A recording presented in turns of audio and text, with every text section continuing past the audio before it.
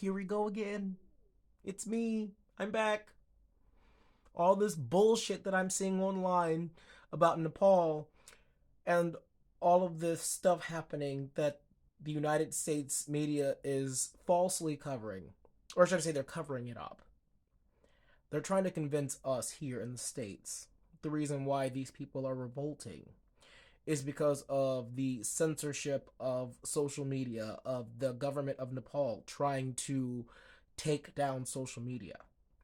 That's not true. I don't know who y'all follow, but I follow lots of different news organizations from around the world. I recommend you do the same because I saw this guy posting, if I'm not mistaken, it was on X or Blue Sky. I have both. And he was talking about how here in the United States, in the Western world, that we're being told a lie about the protests in Nepal. And we're being told this lie because they don't want us getting any ideas. What happened in Nepal? You had a previously corrupt government that was overthrown, and it was reestablished with a two-party system, right?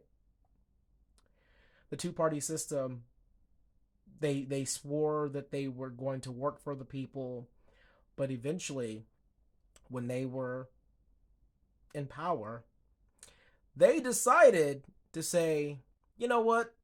We have too much in common. So let's just create an entire fucking like communist monarchy, essentially. We'll no longer be a two-party system. We'll just be one party. And since every other party can't keep up, they can't break free, we'll just maintain control. The Nepalis were pissed, and they were trying to organize other political parties to overthrow this once divided political party that merged into one.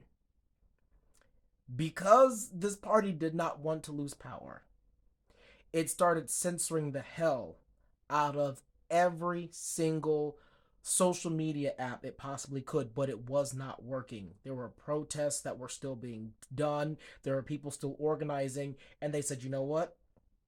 Turn off the fucking internet. They were literally going to turn off the internet for all of Nepal. It wasn't simply banning social media. This corrupt government did not want people to organize and figure out how to get a new party started to oust the corrupt party that was again once two parties that combined to maintain their power. They said pull the plug on the internet. Those people weren't having that.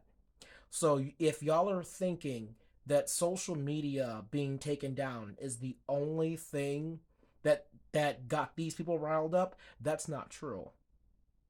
Obviously there's more to the story, but what nation does that sound like? Why do you think they don't want that kind of news coming back to us? Because let's be clear, I've said this several times, and I know people don't like when people say this, but the Democratic Party and the Republican Party are two sides of the same coin. Both have offered change, and they've offered change since World War II. How much change has the middle class seen? Ever since Ronald Reagan, that fucking traitor, got into office. And they, just like Donald Trump, used the shit out of him. They were like, oh, Ronald Reagan was an exceptional leader. He was extremely charismatic and he was really well spoken and smart. He was a fucking puppet. He put his name on everything without knowing what he was signing. And they were able to use the shit out of him. Just like they're doing with Trump. They did the same thing. They're using an old playbook. Both the Democrats and the Republicans together are doing the same thing. Both are trying to pander to their audiences. But right now we're in the end game, y'all. If anything, we need to learn from Nepal, and we also need to learn from France. Because France right now, is going down, because you want to know why France is going down, and of course they don't want to tell you why France is going down. France is going down because a lot of their different colonies around the world have ousted them. All of the money that they were getting from all of these different colonies, especially those in Africa, they've gained their independence. They are now not producing anything. Look up what France was initially producing back in the 70s and how many colonies France had in the 70s versus how many they have now. They have nothing. That is why France is struggling. They're trying to find their foothold.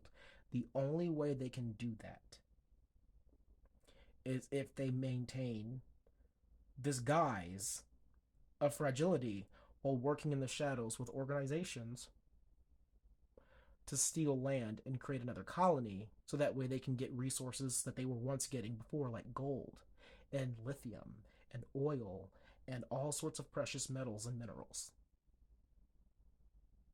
It's all a dog and pony show. Nepal had the right idea. There are too many people, I think, that are afraid. But let's understand this. It's going to happen. It's only a matter of when. We can't keep doing this. I've already come to that conclusion. There are many of you that probably have come to that conclusion as well, but you're afraid. You can either be afraid now, you can be afraid later. You can either fight now, or you can fight later. Diplomacy is all good and dandy, but one day you're going to put that pen down and pick up a rock.